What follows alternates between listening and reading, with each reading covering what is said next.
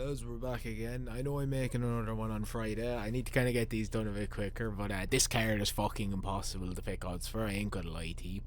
Um, I've been negative for the last few cards, and I've been wrong on one or two. This one I feel I won't be wrong on, because if you took away the UFC branding for this card, this could be Winnipeg, whatever Canadian promotion is. I don't know a Canadian promotion, Moose Knuckles FC or some bollocks like that. I'm sure they've fucking maple syrup leaf United Fighting or something along those lines.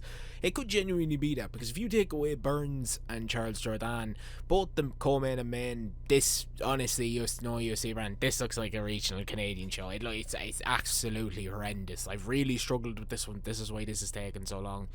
But enough of my shit talking, and I do want to just say Yuri Prohaska's a fucking retard. I don't care. Yuri Prohaska's a spastic. He needs to get the Warrior stuff out of his head, because he lost us the lock last week.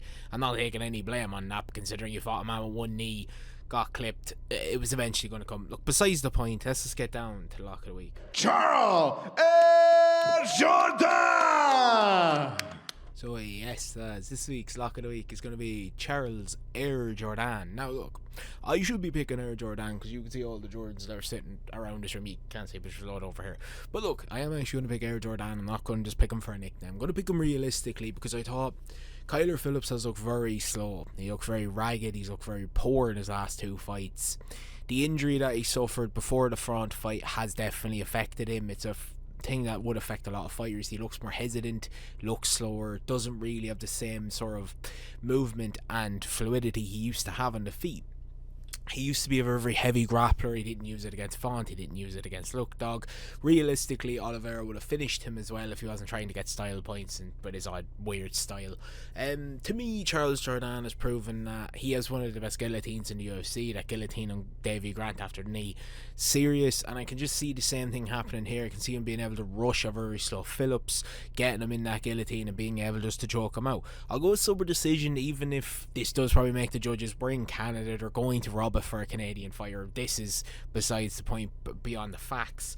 We will go check the stats just so I don't get accused of just looking at Tapology. So look, let's just go look at the stats for Syria now on the old stats. Of course, Kyler Phillips 12-4, 17-8, 12 minutes to 11 minutes. The reach somehow is in Kyler Phillips. He must have kind of long arms, but again, they both take 5 strikes landed per minute.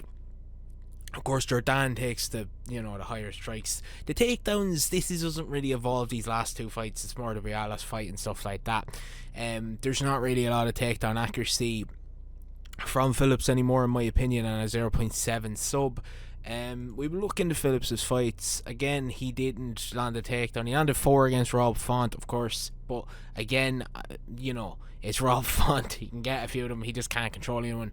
Let me just rephrase what I actually meant. Sorry, I didn't mean he doesn't have the grappling to take people down. He does. He just can't control people on the ground. He has put up a few against a few different fighters over a few years.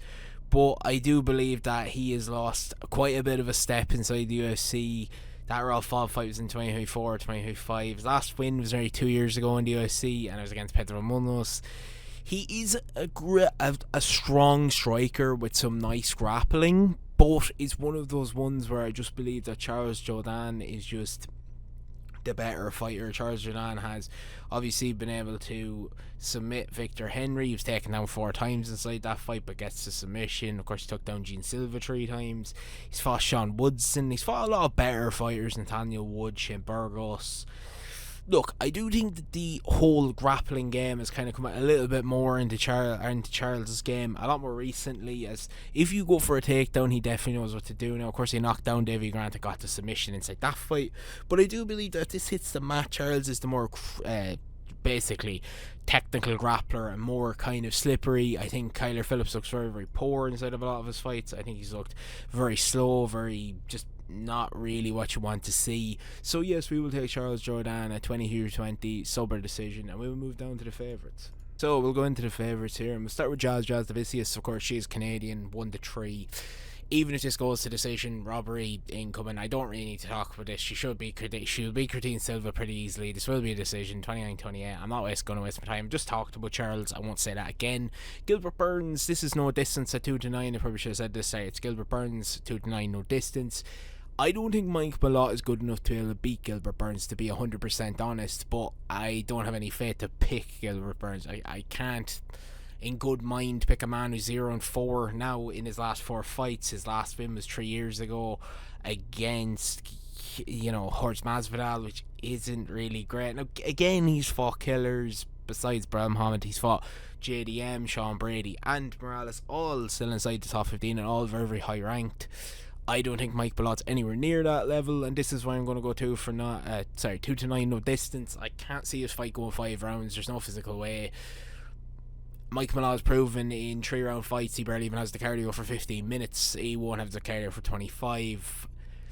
Gilbert has a withering chin. You can see that in the Morales fight. He looks slower. His chin is going. It's hard to call this one, but I'm just going to say no distance at 2 to 9. I'll maybe go into Mauricio Barboza over here. Now, personally to me, Barboza is just... I can't really not pick him at 1 to 5 just because it's the Aka. I can't. He's fighting Dennis Bazookia the Great, and Dennis Bazookia is nowhere near UFC level. He's very lucky he hasn't been cut, to be honest. He's 1-3. His only win is Conor Matthews, who has been cut from the UFC, and he went 0-3. So, he has lost to Woodson, Jamal Emmers, and Francis Marshall. He hasn't fought in 2 years. It's one of those ones where I just can't see Barboza not finishing him. He'll finish him very, very quick.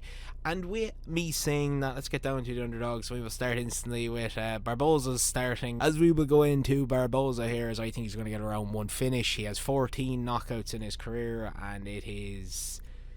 I don't think many of them have made out first. It's 14 first-round finishes. Dennis Bazooki is nowhere near good enough to be in the octagon with someone like this. The power will overweigh him. He'll get finished pretty quickly.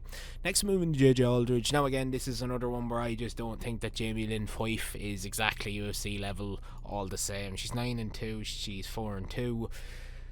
She's only really beaten Teresa Blades, Vinicius Delilopoulos, Holly Crone, and Ivan Persic. They all have losing records. She's 1-3. Haley Cohen is 0-3. Vinicius Delilopoulos did go 5-5, but she has lost her last 3. And Teresa Bleda is 1-2. Again, these only really have 1 win out of like 4 or 5 UFC fights. So she even had a fight in the Contender Series that she did win.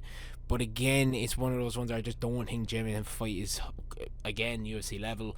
I think JJ Aldridge has the grappling here. She has never really had the striking. She's beaten someone in a cat fucking onesie of all things, but she does have the striking. She's realistically only lost to the top of the division for a very, very long time. Erin Blanchfield, Araya Da Silva when she was still ranked. Veronica Hardy has picked up a lot of wins recently. She must be very close to the rankings if she isn't. It just seems like the type of fight where I think JJ Aldridge just be able to outwork her, be able to land a lot more takedowns, and just be able to outwork her and get this done. And we move into the last part of this video. We will go with 6-1. Charles Jourdain is the subs. I said in the block, obviously, the guillotine. I'm not going to involve too much more in it. I just think if this hits the mat and the way that things will go, I think Charles will be able to catch up that neck. It's one of the best guillotines in the UFC at 6-1.